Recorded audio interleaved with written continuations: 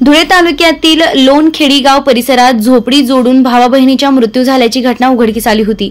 या दुर्दैवी घटनेमुळे झोपडीसह संसार उपयोगी वस्तूंचं देखील नुकसान झालं होतं। या अचानकपणे लागलेल्या आगीमुळे घर जळून खाक झालेल्या परिवाराला धुळे तालुका पोलीस प्रशासनातर्फे मदतीचा हात देण्यात आला आहे। या परिवाराला पोलीस अधीक्षक श्रीकांत धिवरे यांच्या हस्ते काही मदत व जीवनावश्यक वस्तू लोणखेडी गावात येऊन सुपूर्द करण्यात आले। यावेळी ग्रामस्थांसह पोलीस अधिकारी कर्मचारी उपस्थित होते। तसेच लोणखेडी गावात नाना पवार परिवारासह एका झोपडीत वास्तव्यास आहेत। शेती कामासाठी हा परिवार घराबाहेर होता। झोपडीत अमोल नाना पवार वय 7 आणि रीना नाना पवार वय 4 हे भाऊ बहीण खेळत होते। त्यांची आजी सताबाई जनावरांना पाणी पाजण्यासाठी गेल्या होत्या। जनावरांना पाणी पाजल्यानंतर त्या आपल्या झोपडीकडे आल्या असता त्यांना झोपडीला आग लागल्याचं दिसलं होतं। या आगीत झोपडी क्षणार्धात जळून खाक झाली होती। या दुर्दैवी घटनेत त्यांचे दैनंदिन लागणारा आवश्यक राशन व जीवनावश्यक वस्तू तसेच शेती उपयोगी साहित्य व इतर साहित्य जळाल्यानं त्यांच्या निवासाचा व उपजीविकेचा प्रश्न निर्माण झाला होता। ही बाब लक्षात घेता पोलीस प्रशासनातर्फे त्यांना दैनंदिन जीवनात उपयोगात येणाऱ्या आवश्यक राशन जीवनावश्यक वस्तूंचं साहित्य सुपूर्द केलं आहे।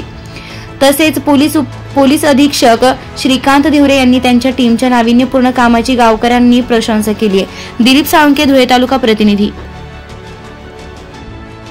आपल्या सगळ्यांनाच कल्पना आहे की दिनांक 17 फेब्रुवारी रोजी लोणखेडी या गावामध्ये अत्यंत दुर्दैवी अशी घटना घडली। 2 लहान मुलं अमोल आणि रीना वय वर्ष 4 आणि 7 यांचा होरपळून अत्यंत दुर्दैवी असा कारुण्यपूर्वक अंत झालेला आहे। त्यांच्या ज्या आजी आहेत त्याचे वडील आहेत ते बेरोजगार आहेत, कामगार आहेत आणि ते ऊस तोडीसाठी परराज्यामध्ये गेलेले होते आणि त्यांची जी आजी होती ती जनावरं चरण्यासाठी बाहेर गेलेल्या होत्या आणि तेव्हा चुलीवरच्या निखाऱ्यावरनं एक आग लागली आणि संपूर्ण झोपडी जळून खाक झाली आणि हे 2 अतिशय लहान मुलं त्याच्यामध्ये होरपळून त्यांचा अंत झाला। तर या अनुषंगाने पोलीस विभागातर्फे आपण त्याच्या दुःखामध्ये तर त्याचं दुःख तर कमी करू शकत नाही, परंतु त्यांचं जगणं थोडं सुकर व्हावं या कल्पनेतून आपण त्यांना दैनंदिन गरजेच्या काही वस्तू, धान्य असं आपण त्यांना आज एका याच्यामध्ये आपण सुपूर्द केलेला आहे। असा एक उपक्रम आपण आज या ठिकाणी पार पाडलेला आहे। धन्यवाद।